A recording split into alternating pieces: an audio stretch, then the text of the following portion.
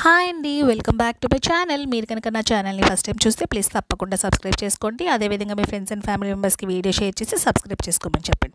Video చూసే ముందు తప్పకుండా ఒక లైక్ వేయండి ఫ్రెండ్స్. ఈరోజు మన రెసిపీ వచ్చేసి నేతి బొబ్బట్లు. చాలా ఈజీ అండి చేసుకోవడం. ఎలాగంటే ఇప్పుడు నేను ఒక 1 గ్లాస్ ఆఫ్ మైదా పిండి తీసుకున్నాను. దాంట్లో కొంచెం చాలా చిటికెడంత సాల్ట్ వేసి కలుపుకుంటున్నాను వాటర్తోని.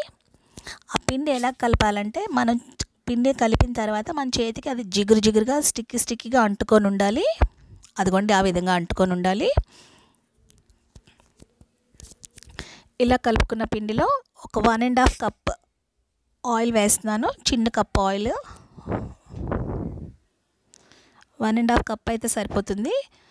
దాంట్లో ఆ పిండి అంతటిని కూడా బాగా మద్దన చేసుకోవాలి. ఆ నూనెలోని ఆ పిండిని మొత్తమును ఒక 5 to 10 మినిట్స్ పాటు అయినా సరే బాగా మద్దన చేసుకుంటే మనకి బొబ్బట్టు అనేది తయారైన తర్వాత చాలా సాఫ్ట్గా వస్తుంది. అలా మద్దన చేసుకొని కనీసం ఒక 4 to 5 అవర్స్ పాటు ఆ పిండి ఆయిల్లో బాగా నానాలన్నమాట అండి. అది పక్కన పెట్టేసుకుంటున్నాను.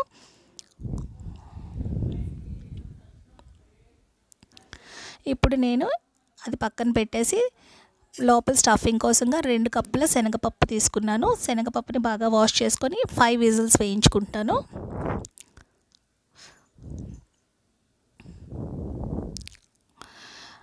అది ఉడికిన తర్వాత దాన్ని వేరే ప్లేట్లోకి ట్రాన్స్ఫర్ చేసుకోవాలి. చేసుకుని చల్లారుతుంది కదా, అప్పుడు మనం దాన్ని మిక్సీలో వేసి మిక్సీ పట్టుకొని పౌడర్లా చేసుకోవాలన్నమాట.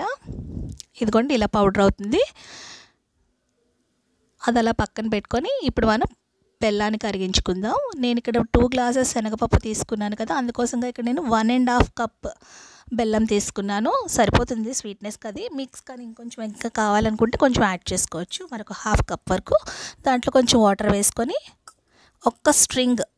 ఒక్క చిన్న తీగ పాకం వచ్చేంత వరకు కరిగించుకుందాం.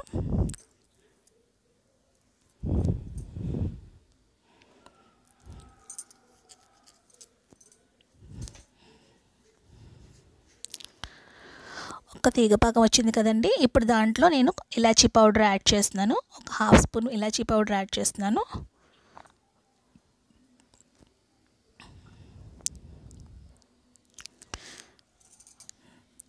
అదేవిధంగా మిక్సీ పట్టి పెట్టుకున్న ఆ శనగపప్పు మిశ్రమాన్ని కూడా ఆ బెల్లం పాకంలోకి వేసేస్తున్నాను. వేసేసి బాగా కలుపుకొని మనకి ఉండ చుట్టుకునే విధంగా వచ్చేంత వరకు కూడా ఉడికించుకోవాలి. ఆ బెల్లంలోని ఆ శనగపప్పు మిశ్రమాన్ని.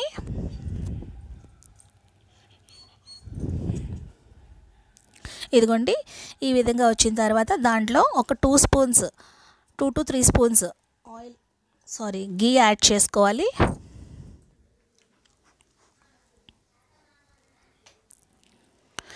గీ యాడ్ చేసుకొని బాగా అంతా కలిసేలా కలుపుకోవాలి.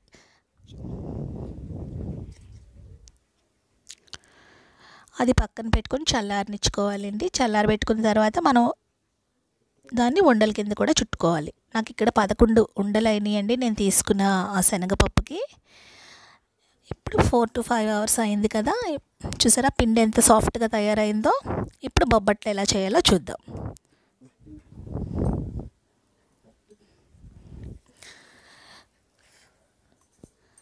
మనం తీసుకున్న ఆ లోపల స్టఫింగ్ ఉంది కదండి, ఆ ఉండా కన్నా కూడా తక్కువ క్వాంటిటీలో మనం పిండిని తీసుకోవాలి.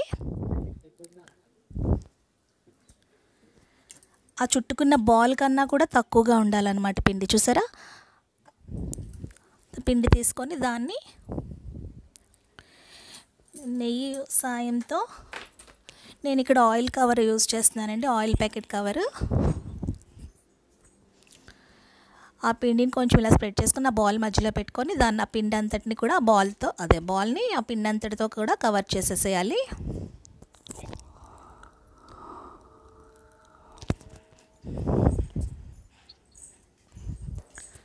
కవర్ చేసి ఆ పేపర్ మీద వేసుకొని ఆయిల్ పేపర్ మీద వేసుకొని మనం రౌండ్గా ప్రెస్ చేసుకోవాలన్నమాట.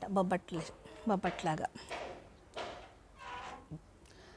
అంచులు ఎడ్జెస్ కూడా చాలా సన్నగా ఒత్తుకోవాలండి.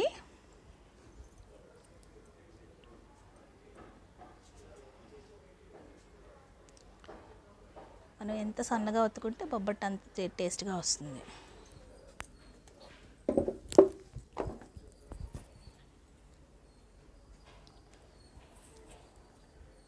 ఇదిగోండి ఈ విధంగా ఒత్తుకోవాలి. ఒత్తుకున్న తర్వాత మీడియం ఫ్లేమ్ మీద మాత్రమే మనం బొబ్బట్టుని కాల్చుకోవాలి. లోపల వరకు కూడా కాలుతున్నప్పుడు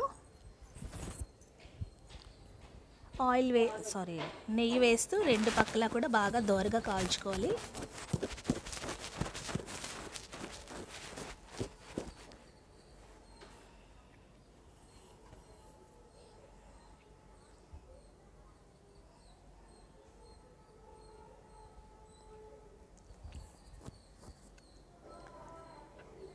అంతేనండి, మన బొబ్బట్టు రెడీ.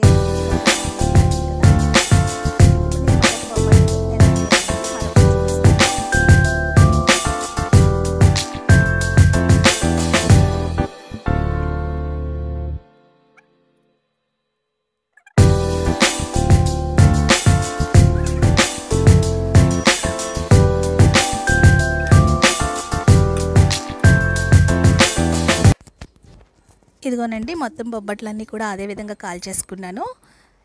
ఇప్పుడు ఇవి ఎంత మెత్తగా ఉన్నాయో చూడండి. చూసారా ఎంత బాగా మెత్తగా భలే వచ్చినాయి కదా. బాగా మృదువుగా చాలా మెత్తగా వచ్చినాయండి ఇవన్నీ కూడా. నేను చెప్పిన టిప్స్ ఫాలో అవుతూ మీరు కనుక బొబ్బట్టుని చేసుకుంటే చాలా ఈజీగా చేసుకోవచ్చు ఫ్రెండ్స్. చాలా టేస్టీగా కూడా ఉంటుంది. ఈ విధంగా మీరు ట్రై చేసి మీకు ఎలా కుదిరిందని మీ కామెంట్ సెక్షన్లో తెలియచేయండి. మరొక వీడియోలో మళ్ళీ కలుద్దామండి. వీడియో నచ్చితే తప్పకుండా ఒక లైక్ వేసి మాత్రం వెళ్ళండి ఫ్రెండ్స్. బాయ్. మరొక వీడియోలో మళ్ళీ కలుద్దామండి. బాయ్.